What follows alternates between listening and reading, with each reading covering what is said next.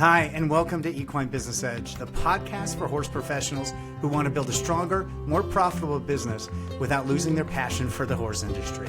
I'm your host, Jamie Birch, entrepreneur, horseman, and founder of EquineRevShare.com. Each episode, we dive into real-world business strategies, marketing, system, mindset, leadership, growth ideas, specifically for trainers, instructors, clinicians, barn owners, and equine entrepreneurs. This podcast is proudly produced and sponsored by EquineRevShare.com, a platform that helps horse professionals earn commissions from the products they already know, use, and recommend every day in one simple click. Now, let's jump into today's episode.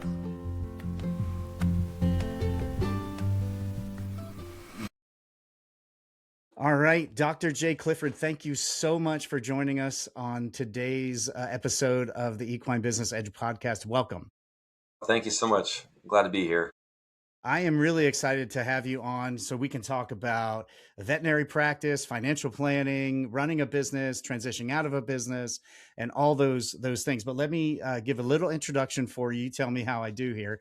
You are a former veterinarian. You've run your own business. You transitioned into financial planning, specifically for horse professionals, veterinarians, and all the like. You're a father, a Christ follower, and hopefully you're excited to be here today. Yeah, absolutely. I think you nailed it spot on. I do mostly veterinarians, although I would be remiss to say I don't have clients that are outside of the field, but most of my clients, yes, tend to be veterinarians. Awesome. Well, thank you so much for joining us. So why don't you tell us a little bit about your career started in veterinary medicine? So talk to me about how that started and how you started your business. Yeah, sure. So I went to Iowa State and I graduated back in '05. And in school, I met my wife and we grew up from very different parts of the world. I grew up in Connecticut. She grew up in Hawaii. We both attended Iowa State University. And when we went to graduate, we had to decide where to live. Well, she didn't want to be in Connecticut because it was cold. Couldn't go to Hawaii because I worked only on horses at the time. And there's not enough horses in Hawaii to sustain a business. Yeah. So we chose Florida. And I did come down and I took a job at a large animal equine hospital, predominantly equine. And I held that job for 2 years. And I realized that I was not cut out to be an employee. I didn't like, not having control of my compensation. I didn't like being on call 24 hours a day. So I did set out to start my own business. I was 27 years old. I had never done business before other than as a kid, just being, self-employed, mowing lawns and shoveling driveways and things like that.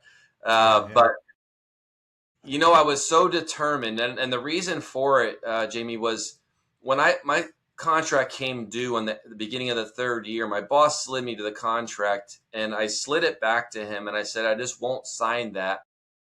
And he told me that, well, if you don't sign that, you don't work here. And I just basically said, well, then I guess I don't work here. And he was blown away by that. He did not know I was going to leave. And I didn't know I was going to leave. I just knew I wasn't going to agree to what he wanted me to do anymore. And when he said, well, what are you going to do? And when I told him that I'm going to have to start my own business, I really hadn't put all that much thought in it, but I said, I'm going to have to start my own practice. And he laughed at me. And because I was young, and he said, you will never make it in business, kid. You don't have any clue what it takes to be a business owner. And I'll be honest, that was the best thing he could have done for me. How'd that feel when he said that? Oh, I mean, of course I'm fuming in that meeting. I'm just really mad. You don't know me, right? I'm like, you have no idea who I am. And part of that's just the confidence from playing so many sports over the years and just being super competitive. So for someone to tell me I'm never going to make it, well, now challenge accepted. Let's go, right? I started a business with a partner and we got off to the races. Did you and your wife talk about starting a business before you slid that contract back? She knew that I wasn't happy there and that I probably wouldn't stay. And we had a conversation that whether or not she would support me if I decided to do my own business. And my wife is amazing. She was very supportive, and she said, "Yeah, absolutely. I trust that you'll be fine." And so that's what we did. That's outstanding. And so talk to me.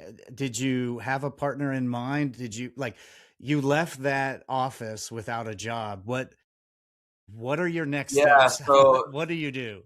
okay. So there was a dental technician working at that practice, and for the 2 years that I worked with him, he was constantly trying to get me to go into business with him and leave the practice. And at that point, I was young. I was right out of school. I didn't see myself doing just dentistry the rest of my life. So I kept telling him, no, like I'm committed to this family and this practice.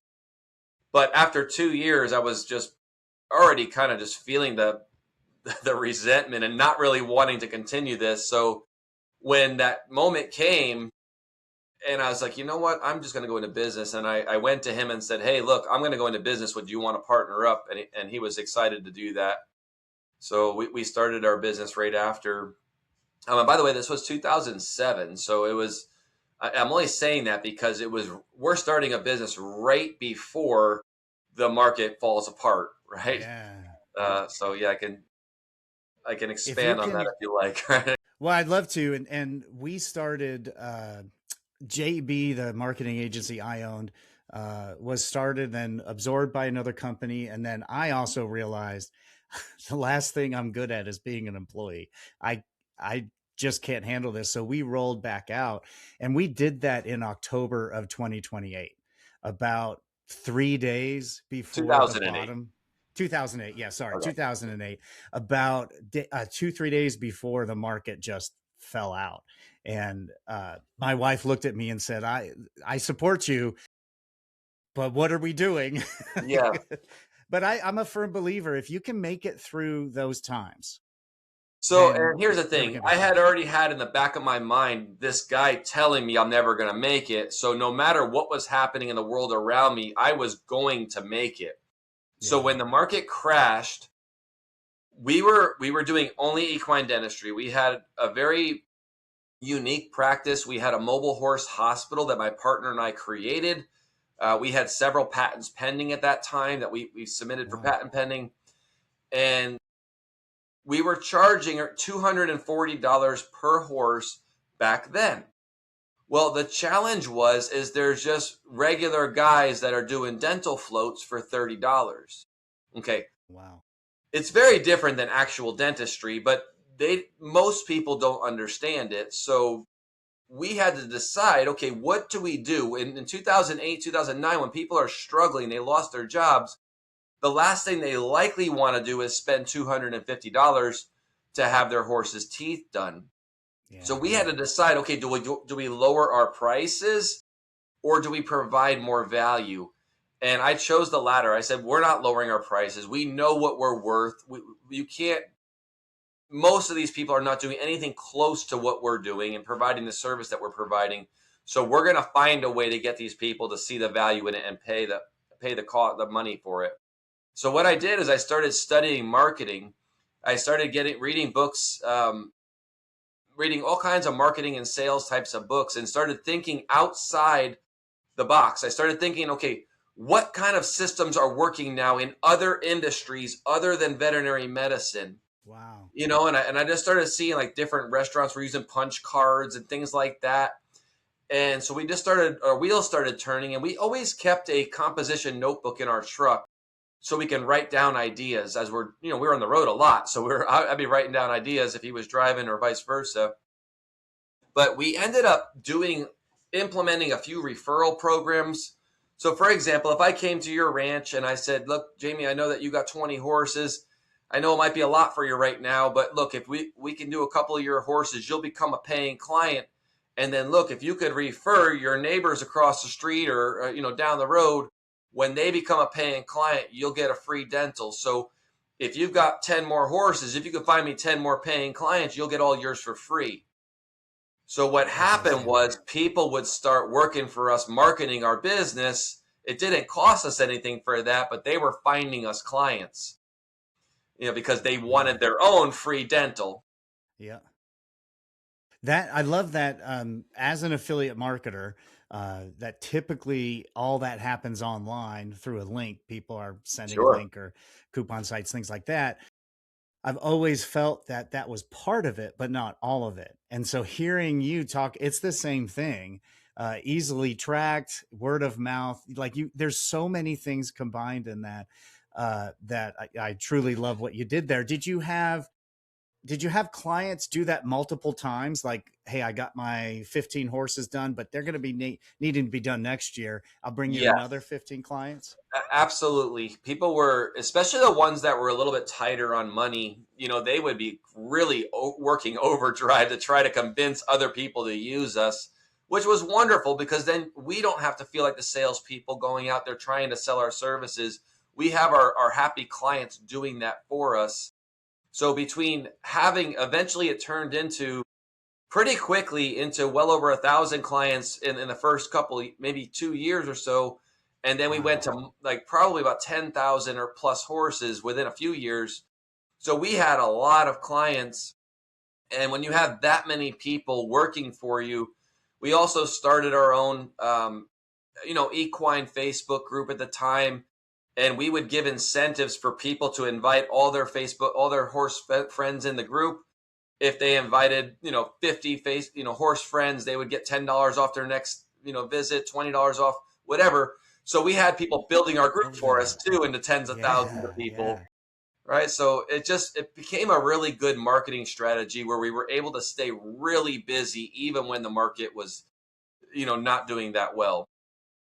So Jay, where does that come from? The drive to learn.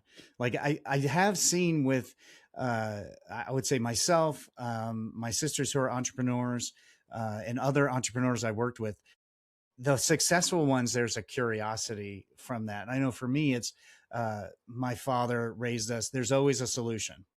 Like to Yeah. no matter what, there's always a solution. You may not find it right now, but you have to go find that. For you, where does that come from? I think, like you, I think I learned it as a kid. So I grew up back in the 80s and 90s, right? So when even in the late 80s, I was 10 years old, 11 years old, and I started shoveling driveways back then. And I found I could make between 10 and $20 in an hour back in 1989, 1990. Oh, that's big money. That was big money. And I'm a kid making that. I was making Yeah. more than most of the adults. So then I also had a grandfather who was very just grew up extremely poor, did very well with his money over the years. He had to learn the hard way how to manage money.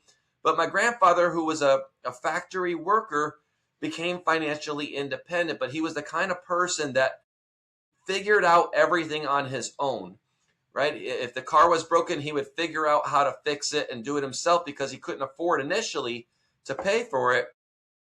But that's when me watching him growing up so close to him, I developed that as well.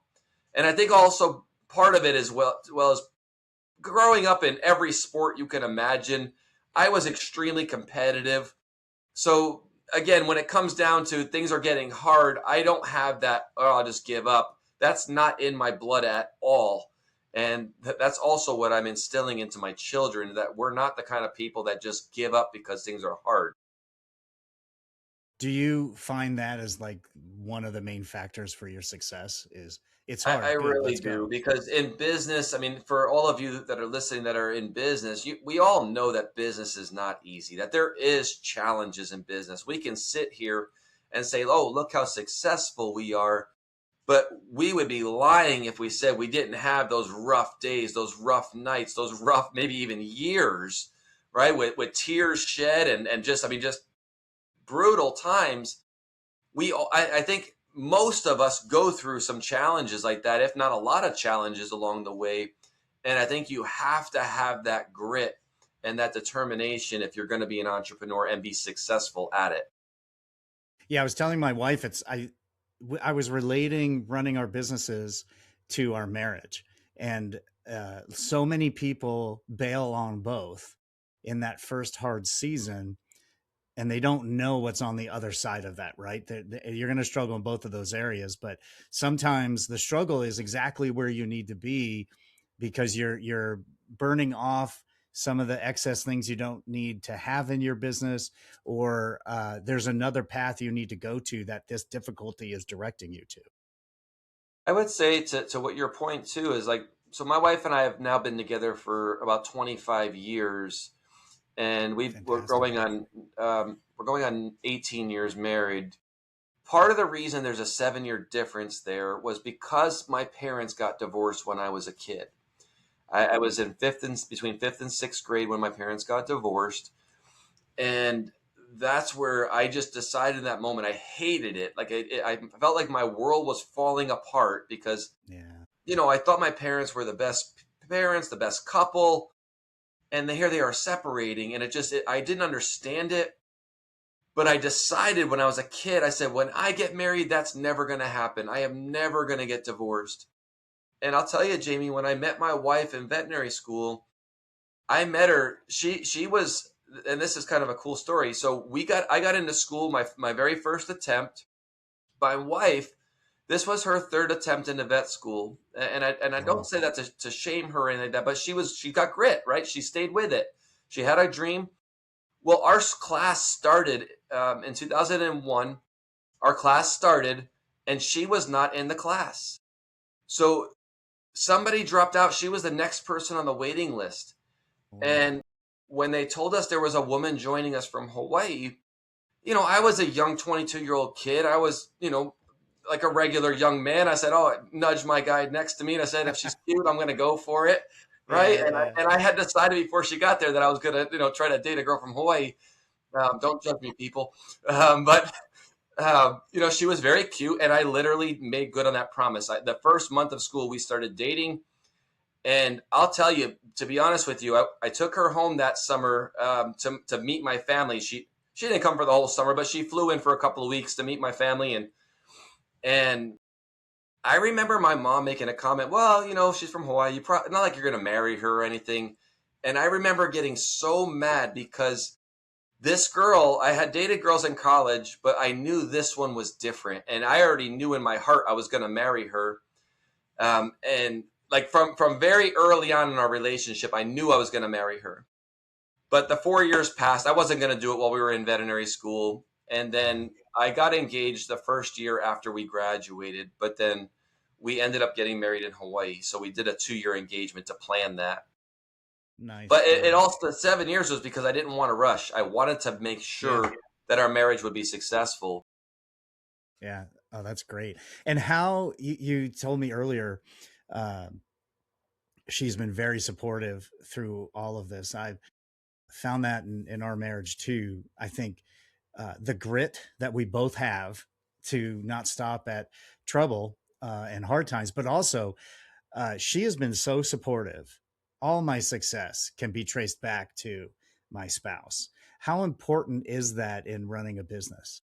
It's huge. I mean, having a supportive spouse or partner is can absolutely make or break you. It's constant because think about this: if my wife is not supportive and it's causing tension in our marriage, well, then it's a distraction from the business because you can't fully focus on what you need to focus on if there's tension at home. So having that supportive spouse, it really makes all the difference. I know there was a time when I transitioned into the new career in financial services that I struggled. I mean, I really felt this was my calling from the Lord to do this. I prayed about it for about a year and a half before I made that transition. But even though my heart was fully into it, I had insecurities about people thinking I was a salesperson. So Yeah. I never wanted to ask anybody to meet with me. I would always just shake hands with lots of people and say, "Hey, nice to meet you." Right. And then, no one was ringing my phones off the hook. So I Yeah. was Yeah. struggling financially. And, it caused some tension. But one thing is, I think the most important part of that was that we do have Christ as our foundation. So we know that things of this world are not going to make or break our marriage. We also know that communication is such a key part of any marriage or business relationship. And if something was bothering her, I would immediately know, and we would have those tough conversations. As much as I didn't want to have those conversations, I know they were Yeah. necessary in order to move forward. And over the years, I mean, we've been together with your wife for a while. Those 20 tough years. conversations, they're hard. I mean, you might shed tears, you might yell. I mean, there's emotions flying. But I will tell you, the next day, the next several weeks, you are probably closer than you've been in a very long time. So I think that's been a part of the biggest part of our success in marriage is just always knowing that we have to communicate and be open with each other if something's not right. That's huge. That's huge. Thanks for, I appreciate you sharing that. Let's go back to, um, you started, um, did you start your dental practice during the downturn in 2007, right? 2007, right before the downturn. Yeah, things were really good So initially. yeah, and talk to me about, like, how does the horse industry ebb and flow? We've always been kind of protected from it. We just the industry I was in was sort of counter cyclical. So if the economy was going down, more people put money into our channel, and we did better. So those were some of our biggest periods of growth. But with horse owners, kind of how does that ebb and flow, and how it was the referrals the main system you used to kind of weather the storm? Yes and no. So I think it depends on the market of horse owners, right? Because there are the backyard horse owners that are really feeling the hit from the market more, a lot more than those who are more affluent and have more money. They can keep going. Now, one of the things that we did aside from the referrals was I started realizing that, okay, I am a fully licensed veterinarian, and yet my practice is only dentistry. So in that moment, I said, well, what if I could offer other services while I'm there at cost, as long as they'll pay for the dental full price? Okay. So what I did is we started offering, hey, look, when we come out, we can do your annual vaccines, we can do your Coggins, we can do your different, blood work and stuff like that, and we will not make a markup on that. Whatever our lab costs are, we will charge you, as long as you're getting the dental done at full price. So we started doing things like that, sheath cleanings, things like that, to just supplement the income. Uh, and we would also get people to stay using us, knowing that, yeah, we're going to pay a little bit extra, but it's worth it, and we'll save a little bit of money from the things like vaccines and Coggins and things like that, from the normal person we get them from. Now, granted, I had mixed feelings about that, because the last thing I wanted to do was hurt someone else's business, but at the same time, when you're in business, you have to, you've got to stay alive, right? So it wasn't intent. My intention was never to hurt someone else's business. It was to keep mine afloat, Yeah, right? yeah. No pun intended. Yeah. So, so those services, did you kind of consider those like a loss leader that will help me get them in the door to pay for this full service? And in the end, that worked out for you. It did. Yeah. Between the referrals and then also combining things, it did work out, because people would, especially ones that were traveling to shows, they would need the Coggins every year and whatnot. Yeah, So yeah, we could just get it in while we're out there for the dental. Show horses, whether they're barrel racers or hunter jumpers, they know the importance of having good teeth so that they're not tossing their head with the yeah. bits. Oh, yeah. So once they saw what we did, see, our mobile horse hospital, the horse would come in. We had adjustable stocks in there. Everything was extremely safe. We had a patent pending safety strap with quick release, so that they couldn't rear up in our trailer. It would just sit over the shoulders on top of the withers, and then if they tried to go back, it would lock them down. But then they had just quick release brackets on, or snaps on there, that we can just pull it off if they were really freaking out. And our stocks were designed where they can, the side panels can just slide right up. So if the horse ever did go down, which, by the way, in the 10 years we did it, I think we only had one horse that went down out of tens of thousands of horses. So we were very good at what we did. And the horse that went down, we were able to get him out without much injury, one little scrape. Um, but we had an electric head lifter in there as well. So once the horse was sedated, well, naturally their head's going to fall. We had an electric head lift, so it would go underneath their head and lift it up to eye level for us. And then we would have obviously the speculum in there, and we had a head camera on our head loop with a large screen TV on the side of the wall. So when we were looking in the mouth, the clients can see exactly what we were seeing, which made all the difference. Having that transparency, they can see lacerations all down the side of the gingiva. Yeah. And of course, the women, of course, were like, oh my God, my poor baby, right? Yeah. And then they want you checking all of the rest of their horses.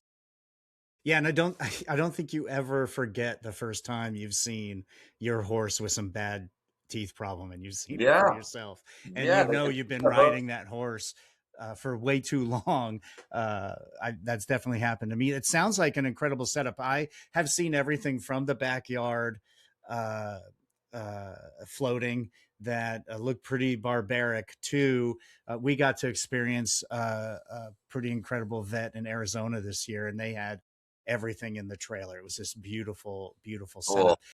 Did you eventually niche down and go, look, in order to survive, in order to be profitable, in order to feed my family and grow my business, I'm going to have to focus on the show horses, or I'm going to have to focus on a certain level of income that these people have? Or did you find yourself doing that, or was it whoever We really they didn't, referred? but what we did do is we implemented a maintenance program. So, for example, they paid $240 for the first dental. And if they stayed on a 6 month maintenance, they only paid $99 going forward. So we had, there was incentives for them to stay on a regular schedule with us.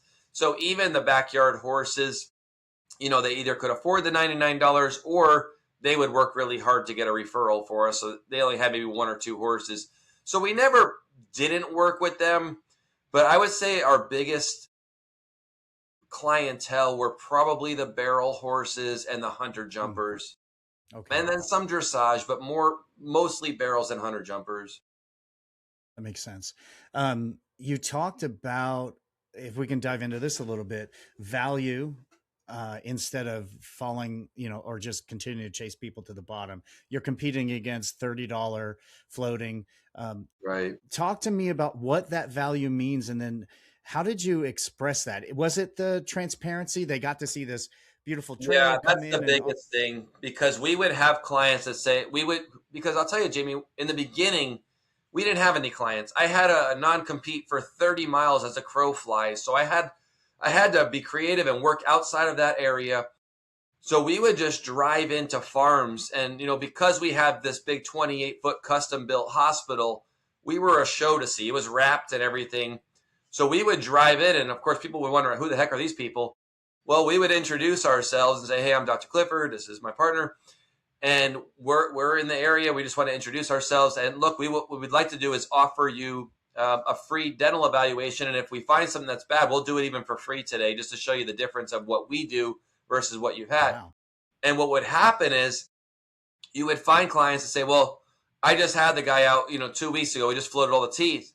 And I say, "Well, if you would allow us to check, we'll show you what we find often on that." And when we would show them after they've been floated, the teeth were a lot of most more times than not were still a mess. And when they can see that Wow. clearly because the horse's head is at eye level, they're not trying to look Hmm. underneath, and you have a good head loop with a camera on it that they can see it on the screen. They would see what the float would do. It would take off the sharp edge, but the teeth would still hook down. So basically, the upper maxilla is wider than the bottom. So this hook comes down here and makes the sharp edge, as we all know that. Well, they would take the sharpness out of it, but it would still be locked from going side to side. And so the mastication still wasn't right, still causing issues. They might have taken the point off the ramp in the back, but there's still a ramp back there. And once Yeah. we can show the client that they were just, one, they're a little bit angry, but two, they're just blown away that I had no idea that the teeth even went that far back, right?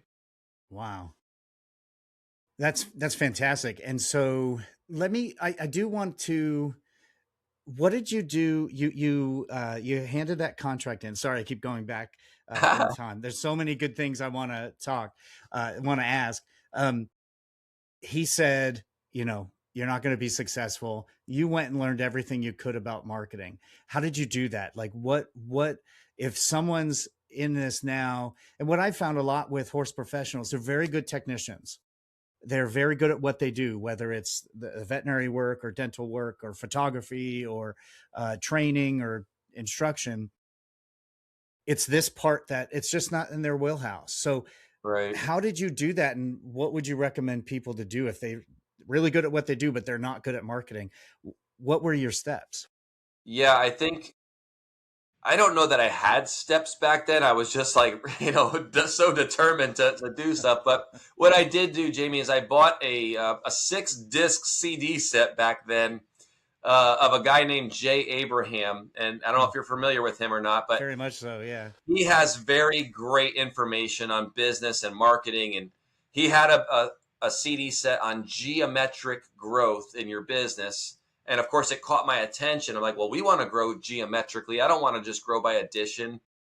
So, what we started doing, what I learned from listening to those audios, and I had books of his too, is that you can chunk your business. And what I mean by that is you can say, okay, inventory is one part of my business, client retention is one part of my business, attrition is another part of my business.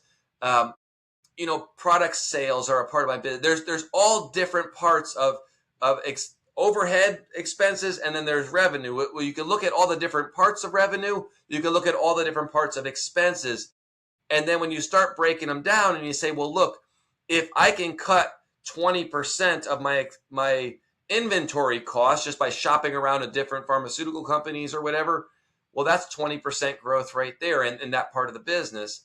If I could provide more value when I go out to the farms, then I can add a sheath cleaning, or I could do something else. I could get, you multiply that by 40 extra sheath cleanings a week. That's thousands of dollars per year extra revenue, right? So you start looking at different things and realizing if I could pick up 10% here, 20% there, 40% in that area, you can get 70, 80%, sometimes even over 100% growth in your business just by changing a few internal things. And so once we started doing that, and then I read other books about looking outside of the industry that you're in. It might have even been Jay Abraham. I don't remember, but I started looking at all the different industries and saying, okay, what can we use in this industry? And that's kind of where the referral programs and those kind of things came from. That's fantastic. At this point, did you consider yourself a vet or did you consider yourself a businessman? Because I it think both. sounds like I'll be honest with you. I was definitely a vet. I mean, people. I had a very good reputation in Florida as a veterinarian. In fact, I got calls for years after I gave it up of clients just still asking me to come back for them. yeah, So that's a great. It makes me feel great that people still think yeah. of me that way. But yeah, I'll be honest with you. I loved the business side of things. The fact that we were doing patents and stuff, it lit me up. That I was Yeah. constantly coming up with new ideas of things. Your brain starts thinking differently, right? When you're in that business mind, you see problems everywhere, but now your brain is triggered to say, well, how can we fix that? How can we do that better? And so I just got into that mode of what else can I do better? How could I provide better service for my clients? How could we be a step above everybody else? Right. And the more I kept putting thought into that, the more ideas we would come up with. How And I did just think that a lot of people get so sorry before you go. I just think a lot of people get so busy in practice that they don't ever get to that part to think like that. that's what I wanted to ask because there seems to be it sounds to me you had a scaling issue where you scaled you know very well, but you still found time to work on the business. One of the I think the first podcast I did was, you got to find time to work on the business, not just in it. So pragmatically, how did you find time to make sure you were spending time coming up with new ideas, asking the question, how could we do this better? How could we do this better as you're scaling and probably hitting a lot of time limits? Okay, so for me, it was probably easier than you think, and it's probably not going to be the same for everybody. because we traveled, right? So my practice was based out of Tampa, Florida. We traveled all over the entire state of Florida. We had clients in Palm Beach, in Miami, in the Keys, in Jacksonville, St. Augustine, Ocala, of course, everywhere. So we were in the truck a lot together. So that's where a lot of our brainstorming happened, was in those rides in the truck. Now, granted, if you're in small animal practice, you don't have that luxury of all the downtime that we had in the truck, right? So in that case, you have to dedicate time. You have to block off time on your calendar. And it doesn't have to be a lot. I mean, it could be 1 to 2 hours a week, but you just need dedicated time where you're actually putting intentional thought into your practice and what could be better about it and what could be fixed, right? Not everything needs to be fixed, but there's always ways to make it better and improve. Always. Yeah, there's always. I know I worked with a business owner a couple of years ago, and he had no time. He's like, "I'm sorry, I can't find the time." And I said, "Well, what do you listen to when you drive?" And he said, "Sports talk." And I'm like, "Okay, let's change that. Yes. Let's get a business podcast in, or just something else, so that you have something stimulating some ideas." And my kids always wonder why I don't listen to a lot of music when I drive, because I have a phone sitting there that can record notes. I have this remarkable that I can stop and write notes. And I'm just always listening. Some of the best ideas came from actually leaving. So taking a break from the business, going to a Yes. conference, and the conference may or may not have been great. Usually the topics aren't fantastic, but it's that time getting there. It's the time at night. You don't have a client to take care of. And it's the time coming back where you're generating all these ideas. Yeah, you're in the right frame of mind, right? Yeah. So it's Yeah. just that you need to have that time. I mean, even if it's an hour in the morning where you just go walking, right? And I mean, this is obviously different, but Yeah. just taking some alone time to just let your thoughts think, and you can kind of guide your thoughts on what you need to accomplish, right? Hey, Yeah. I I have like this that. problem at work. What kind of things might I come up with? Or who could help me come up with if I'm not very good at That's a that, great one. who could I connect with that is good at that, right? Yeah. Yeah. There's a scriptures, a wise man seeks wise counsel, Yeah. paraphrasing, but that's a huge one. So let me ask one more like technical question about that period of time, and then we'll move on to some finance stuff. Uh, how did you track those referrals? So if someone's listening to this and like, I love this idea, how did you make sure that Betty referred 4 people, she got 4 dental Yeah, good services? question. So we did have a full-time office manager who did all of our inbound calls, and and made sure our calendar was always full. So our office manager was trained that every call that came in, we would ask, how did, if they were not in our system already, we would always ask, how did you come across our number? How did you get us? And we would make sure that did anybody refer you, right? Should we give thanks to anybody for referring you? And we had we had, I don't know if she had a spreadsheet. She has some kind of document on our computer that she would keep track of it that way, so that when That's she great. scheduled us to go out to that person who referred, she would have it on our calendar that they've earned 2 referral credits. Or so That's yeah, the I office love that. basically managed that. A spreadsheet, some training, and a script. Love it. Yeah, We actually years and years ago, we worked for a company that sold $10,000 mattresses when a $10,000 car you could buy new, and we sold those online, and it still floors me how many mattresses are sold online. But back then, if you're going to spend that money, you're not gonna go through a shopping cart and spend that money, right? That even now it seems to be excessive. So we actually trained their staff on when they came from a referral source that was online. We had a little bit of code on their website that gave a customer code essentially. Customer service was trained to ask if there was anything in that box. If there was, then once a week they had someone go through, put it in a spreadsheet, send it up to us, and we would enter it. And so there's always a way. Some of the simplest ways are the most elegant and the most successful. So, okay, I lied. One more question about that time. When you were scaling, did you bump up against burnout? And how am I going to, like, 10,000 clients sounds like you're working and never sleeping again.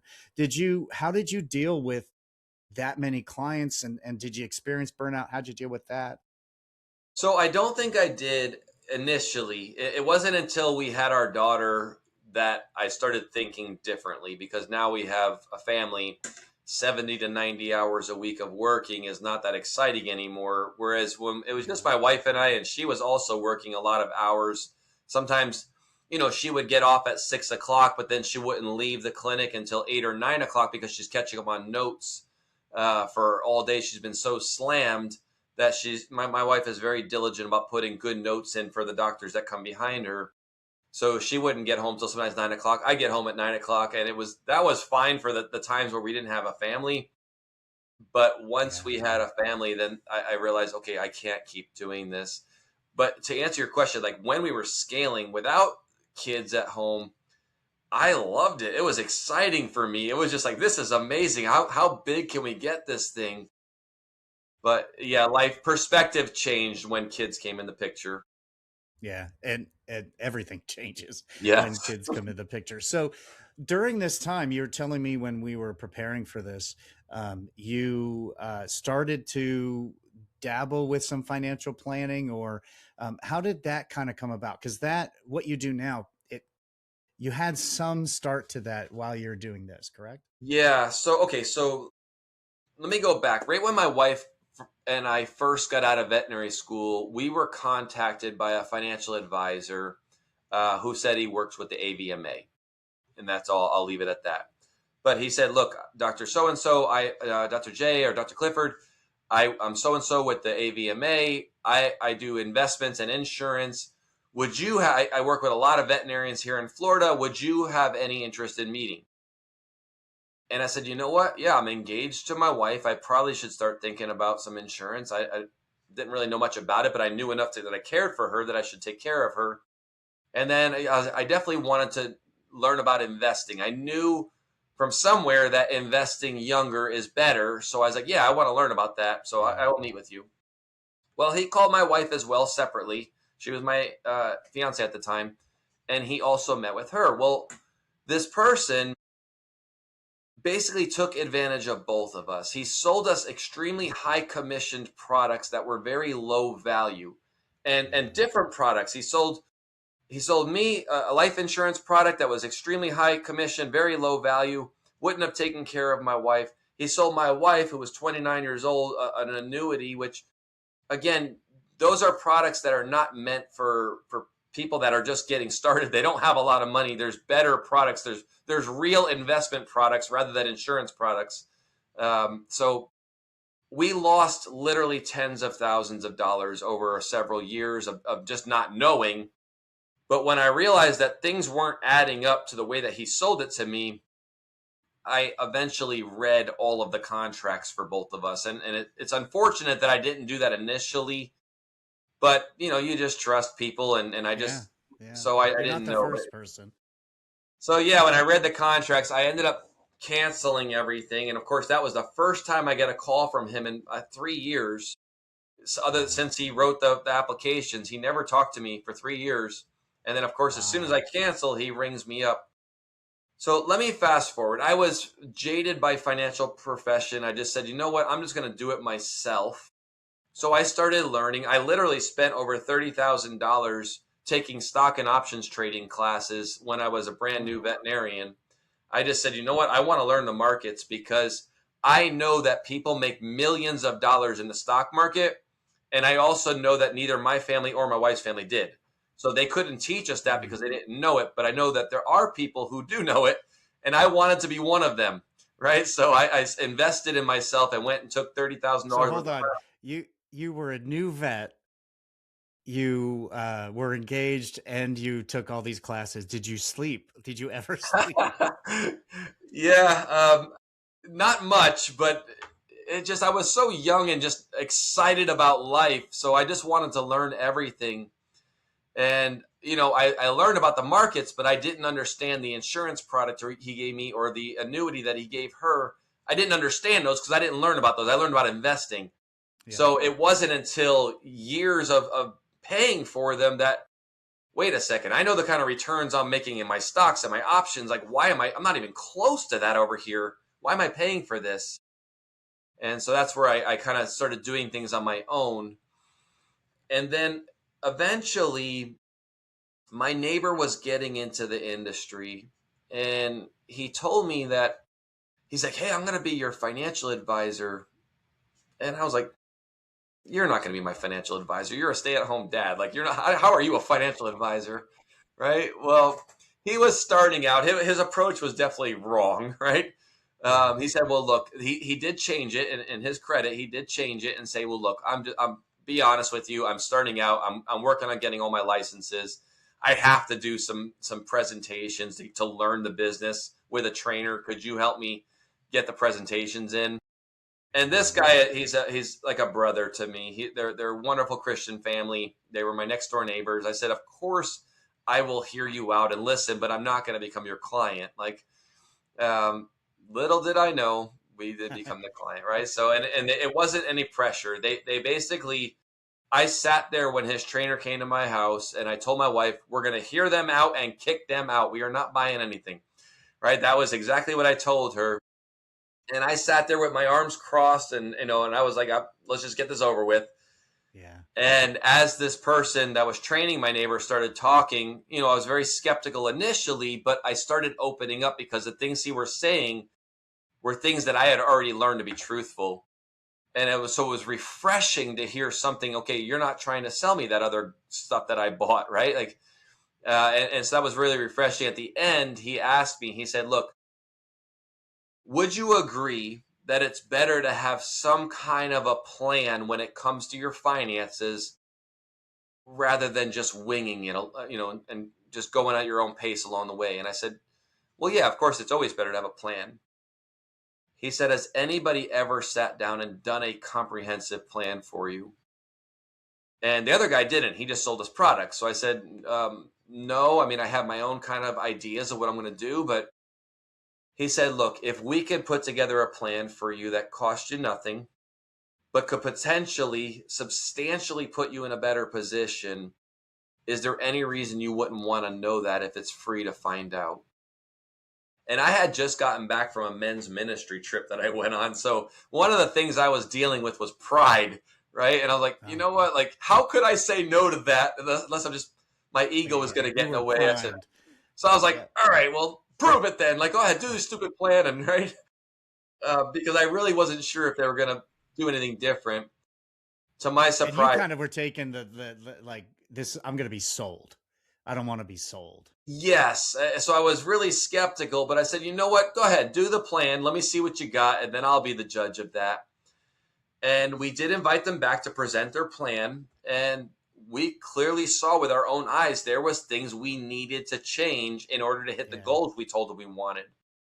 So, I mean, I'm a math person. I'm a numbers person. I looked at the numbers and it completely made sense for me.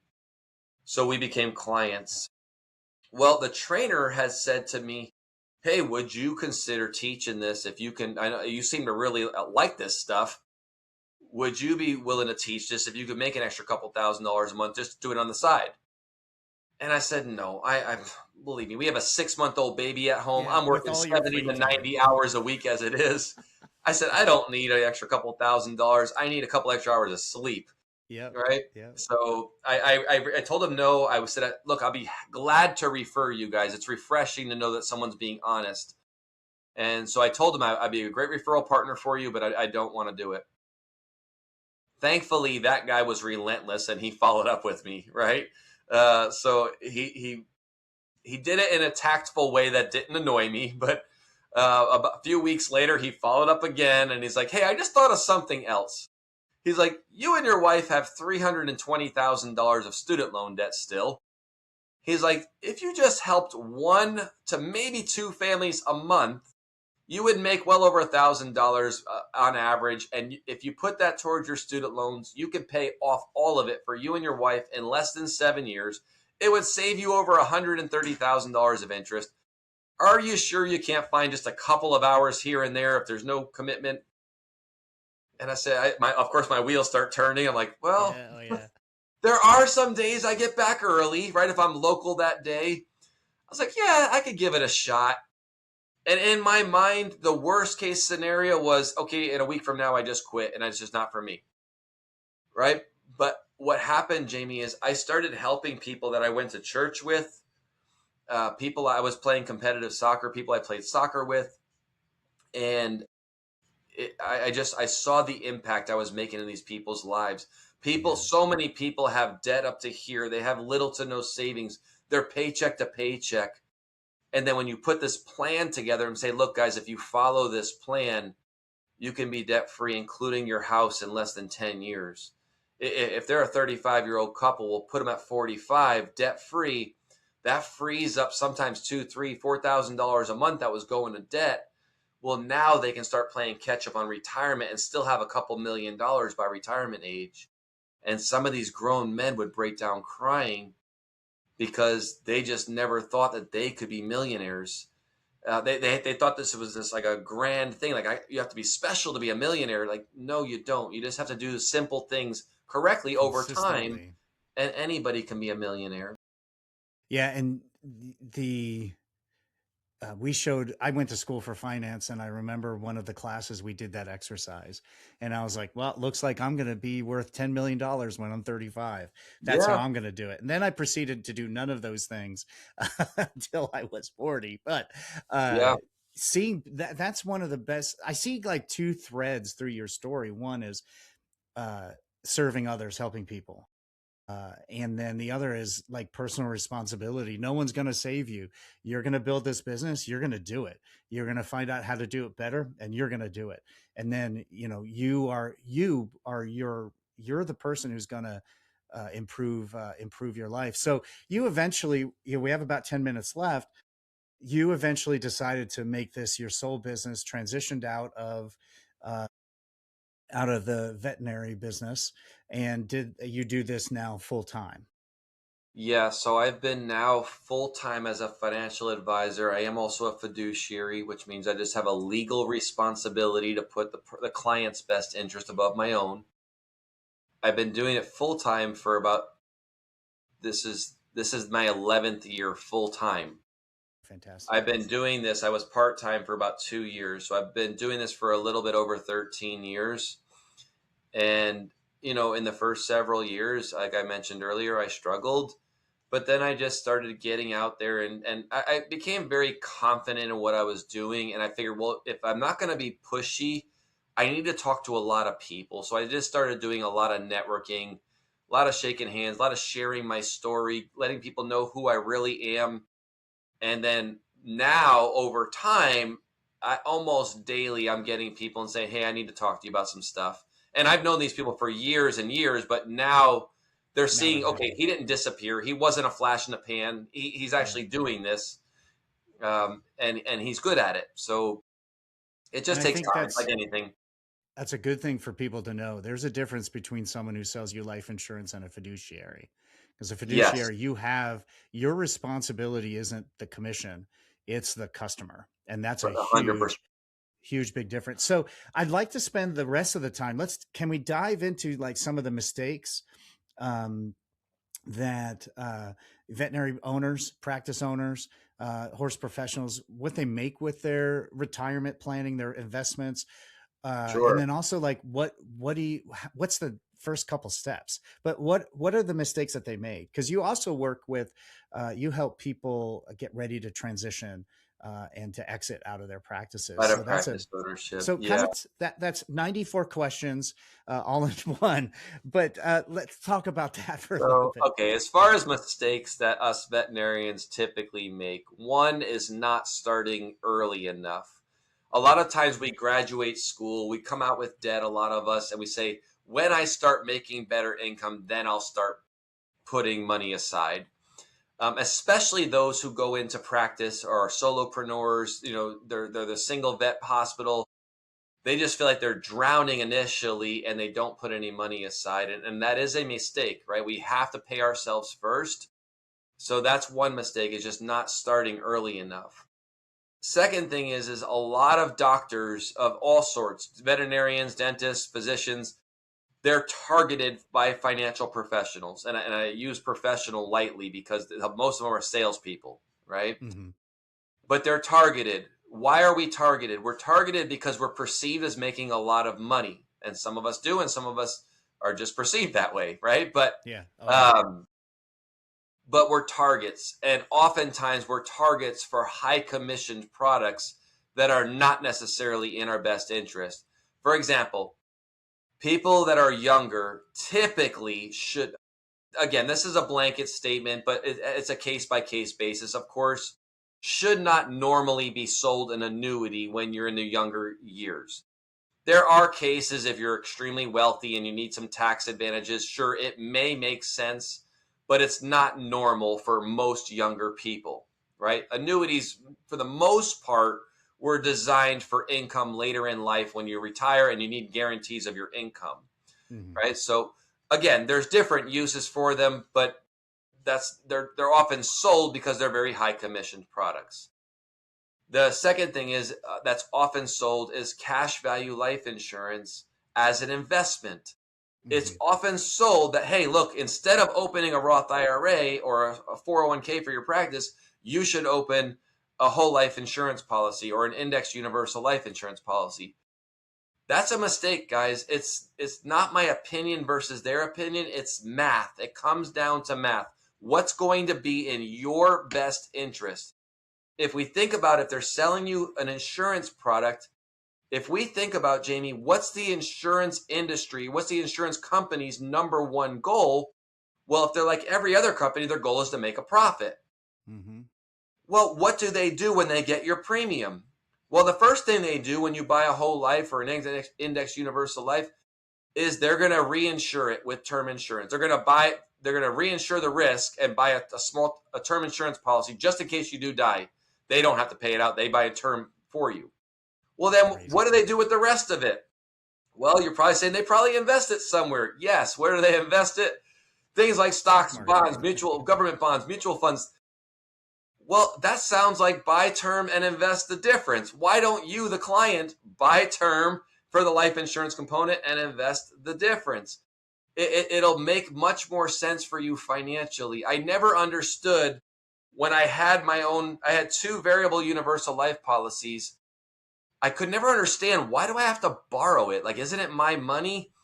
And it didn't Yeah. sit with me, but I didn't question it enough, right? So those are some of the mistakes that were often sold. It's not their fault. The sales pitch is very convincing, right? I Hmm. can probably convince anybody to buy any of those things, just depending on how you spin it.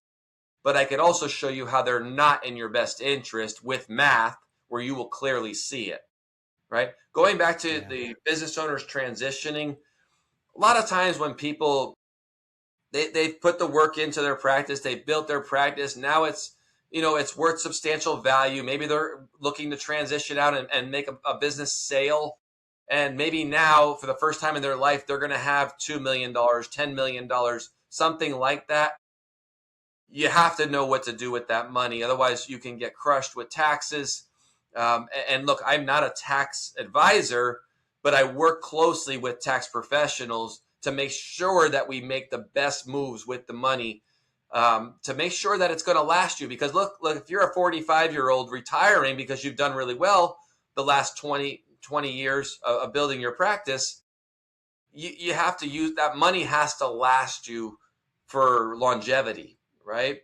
So a Yeah. lot of times, It's a when long people, time. yeah, people come into money, like think about the lottery effect. People come into money that are not used to having that much in their bank account.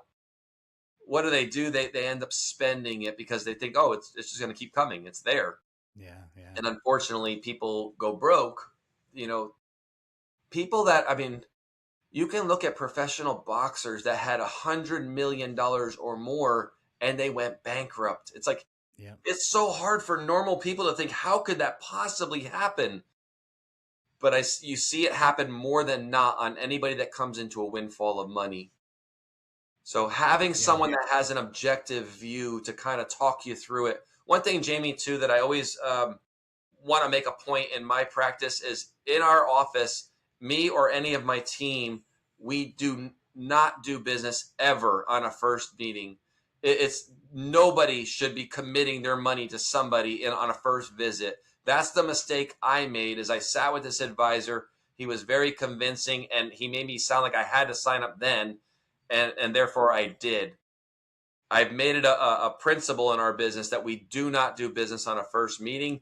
This way, there's an out. If you don't like me, you don't like the things I've said, there's no harm in there. We can shake hands and part ways, and you can do what you want. But it just works really well because we're able to build a relationship and see if we're a mutual fit for each other before we move forward with anything. And again, for the listeners, I learned this early on. It's a big difference between someone selling you a financial product and a fiduciary. So definitely look for that. Now, if someone's listening and they haven't done anything, they're they're maxed out on time, they haven't thought about retirement or investing in any way, what are the first couple steps that they need to do? I would say, I mean, if they want my help, just send me a quick message and we'll let you know how to do that. But if they want to do it themselves, they can. But I don't recommend it, and it's not because I'm in the industry. I don't recommend it because most of us do not have the background of information or knowledge on this. And what that tends to do is it tends to lead to emotional choices. And Jamie, one last thing I'll just say is that the average return of the stock market over the last 100 years has been around 10%. Yep. The average investor return is around 4%. And you say, well, what the heck? How is it so different? It's because investors, it's not because of advisor fees and that. There are some of that, but most of it is because of emotional decisions that investors make. The market's falling. Let me pull my money out and just save it. What happens when the market crashes, usually the biggest day of that year is within 2 weeks after the crash. But most people that pulled their money out are on the sidelines and miss that. And that could make a huge difference in the long-term return. Yeah, I think as Warren Buffett says, you make your money when the blood is in the street, when the market has collapsed. I know we were always taught every 10-year period of the stock market has yielded about a 10% return across all stocks. And if you just, the way we invest, and we've done it since the beginning, is once a year we take a look at it. Yeah. Yep. And No, that's really smart. we evaluate our risk, and we evaluate, do we want to be in certain funds? Most of it's mutual funds. But we don't really, I get the statements every month, but I don't look at it because it's not a 30-day to 30-day play for us. No, It's a investing 25-year is a play. long-term play, right? I Yeah. think people mistake that as my account's down. When okay, and your point, right? Like, so when I do my first meeting, it's all education. I spend a lot of time helping people understand what the stock market is, how dollar cost averaging works, what a mutual fund is, what a stock is, right? So people can really understand what it is, and they understand that, okay, when the market is down, that's when you get wealthy. You continue with a strategy of buying more as the price goes down, and you end up lowering your overall cost. Because when the market does return, which it always has in history, that's where you make your money. And so the last question before we move on, thank you for spending so much time with us today. So that the our listeners can get a feel for this. You're coming out of college, say you're 27, you're starting your practice. How much money do you need to put away to have $1,000,000 and 45? Do you know, like, how much would they be looking at with that average return?